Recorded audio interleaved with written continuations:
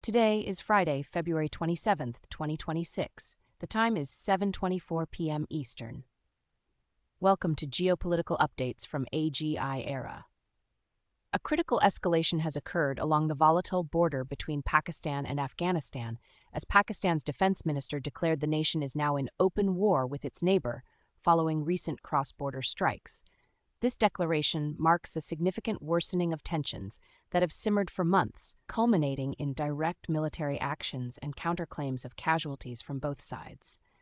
Airstrikes by Pakistani forces were reported in Afghanistan's capital, Kabul, and other key border regions, while the Afghan Taliban government asserted its own retaliatory operations, citing violations of its sovereignty.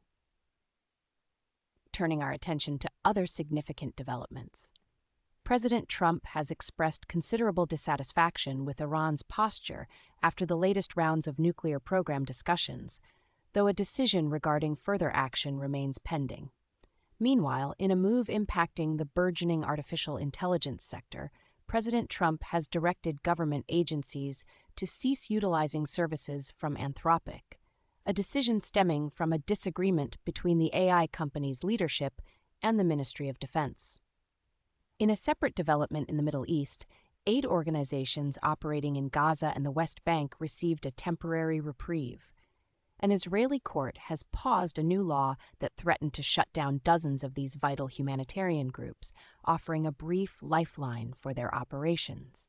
Shifting to South Asia, diplomatic efforts are underway to mend strained relations between Canada and India. As former Bank of England Governor Mark Carney visits India, both nations are actively seeking to rebalance their trade dependencies, particularly aiming to reduce reliance on the U.S. This initiative is being framed as a win-win for both economies.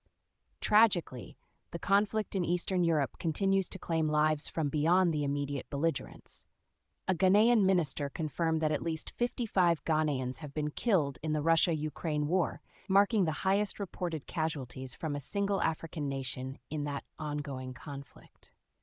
Finally, in a major corporate maneuver exceeding $111 billion, Paramount is poised to acquire Warner Bros. This significant media consolidation comes after Netflix reportedly withdrew its bid from the intense takeover battle, clearing Paramount's path to success. The declaration of open war by Pakistan against Afghanistan signifies a perilous new chapter in their historically fraught relationship, moving beyond a series of localized clashes to a more direct military confrontation. The BBC reported Pakistan's defense minister's statement confirming recent strikes. Al Jazeera's reporting provides a more granular perspective, detailing residents' panic in areas affected by Pakistani aerial attacks, and noting that both Pakistan and Afghanistan have released conflicting death tolls following the cross-border exchanges. Al Jazeera also highlighted that Pakistan's current actions are a response to a period of escalating tensions and previous cross-border incursions by Afghanistan, which Kabul had termed retaliatory operations, after alleged Pakistani military elements violated Afghan sovereignty and caused civilian deaths. The so what of this escalation is multifaceted and deeply concerning. Economically, prolonged conflict could severely disrupt regional trade routes and investment, particularly impacting the already fragile Afghan economy and potentially destabilizing Pakistan's own economic recovery efforts. Both nations share a vital, porous border crucial for regional commerce, and increased militarization will inevitably hinder the flow of goods and people.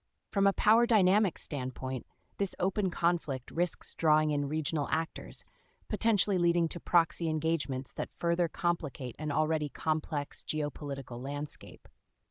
It challenges the Taliban government's ability to maintain internal security and project sovereignty, while also testing Pakistan's military capacity and its diplomatic standing with international partners who advocate for regional stability.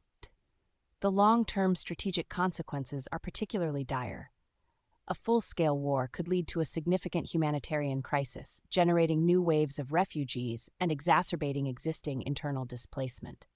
It also creates a fertile ground for extremist groups to exploit the instability, potentially undermining counterterrorism efforts in the broader South Asia region.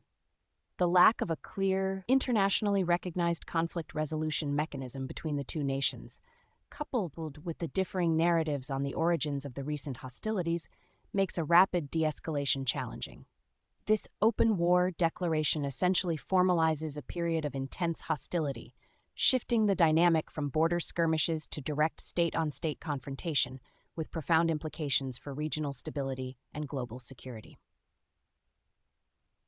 Today's geopolitical landscape is marked by intensifying conflict between Pakistan and Afghanistan, significant reconfigurations in the global technology and media sectors, and ongoing diplomatic efforts to realign trade partnerships.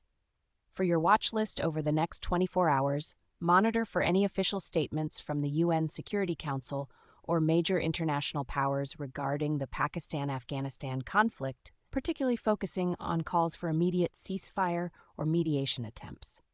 Additionally, keep an eye on reactions from major AI firms and governments to President Trump's directive against Anthropic, as this could signal broader regulatory shifts in the artificial intelligence industry.